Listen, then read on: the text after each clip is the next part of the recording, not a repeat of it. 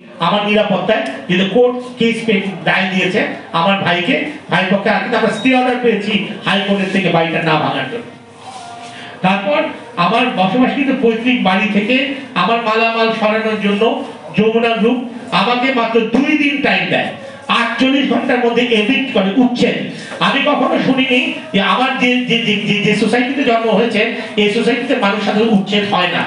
একটা গ্রামের কৃষককে যেভাবে বিভিন্ন ভূমিদস্যুরা উচ্ছেদ করে, আমাকে গুলশান থেকে সেভাবে উচ্ছেদ করা হয়েছে এবং সেভাবে উচ্ছেদ করে আমার বাবার কাপড়, আমার মার শাড়ি আমি আমার ঘাসের মধ্যে পেয়েছি।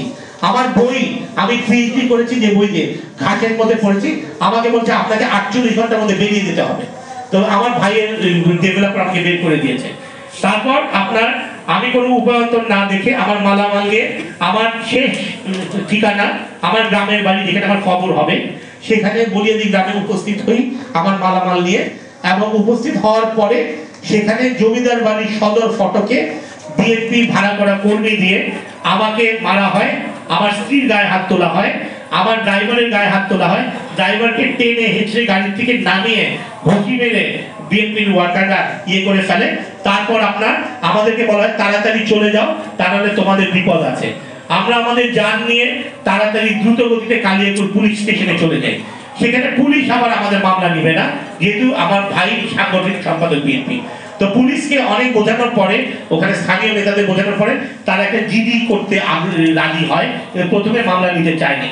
তো আমার ছোট ভাই ইশাক সিদ্দিকী আমার বাবাকে জিম্মি করে রেখেছেন গত 7 বছর ধরে। আমার বাবার চেহারা আমি দেখিনি গত 7 বছর। আমার মার মৃতদেহ আমাকে দেখতে দেওয়া হয়নি আমার মা মারা যাওয়ার পরে। কেন? আমি আমার বাবা মার সাথে আমার দেখা হলে আমাকে এইসব করতে পারবে না। তারপর আমার ছোট ভাই ইশাক সিদ্দিকী 2017 সাল হতে আমার বয়োবৃদ্ধ পিতা চৌধুরী তাকবীর আহমেদ সিদ্দিকীকে গুলশানে অবস্থিত আমার ছোট ভাইয়ের নিজস্ব ফ্ল্যাটে আবদ্ধ করে রাখেন। আমি বারংবার অনুনয় বিনয় করা সত্ত্বেও 2017 সাল হতে আদ্যাবধি দীর্ঘ প্রায় 8 বছর যাবৎ আমার পিতার সাথে আমাকে সাক্ষাৎ করতে দেননি। আর আমি আশঙ্কা করছি যে আমার অসুস্থ পিতাকে ভয় ভীতি দেখিয়ে ও ফুসলিয়ে আমার পিতার মূল্যবান সম্পত্তি আমার ছোট ভাই তাহার নিজ নামে হস্তগত করার অপচেষ্টায় লিপ্ত আছেন এবং আমাকে আমার জীবনের ক্ষতি সাধন করিবে মর্মে প্রতিনিয়ত আমাকে হুমকি দিয়ে যাচ্ছেন। ব্যারিস্টার ইশরাক সিদ্দিকী গাজীপুর 1 আসনের বলিয়াদি জমিদার পরিবারের প্রার্থী এবং তারেক রহমানের ঘনিষ্ঠ জন হিসেবে পরিচিত।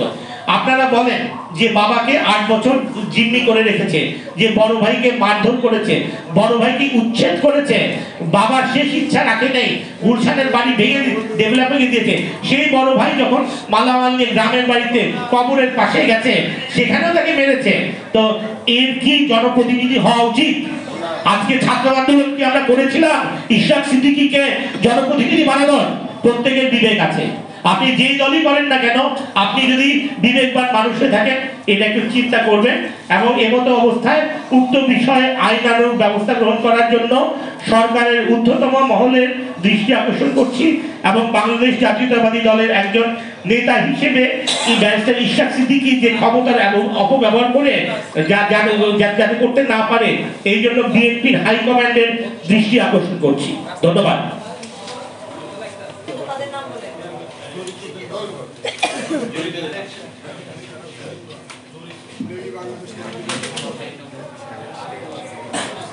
এটা আমার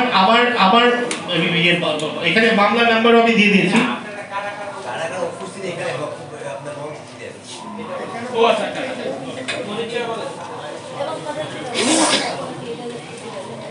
আচ্ছা, শফিকুল ইসলাম বাংলাদেশ জাতীয়তাবাদী দলের একজন কর্মী।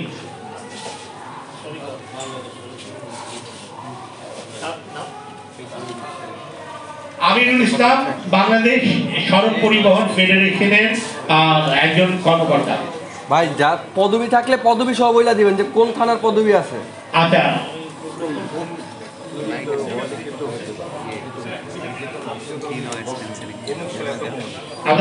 আমার সহধর্মিনী আছেন যেগুলো শারমিন সিদ্দিকী, ওনাকে আমি মানে আপনার মানে স্টেজে আসতে চাচ্ছি, কিন্তু উনি আছেন ওনার জি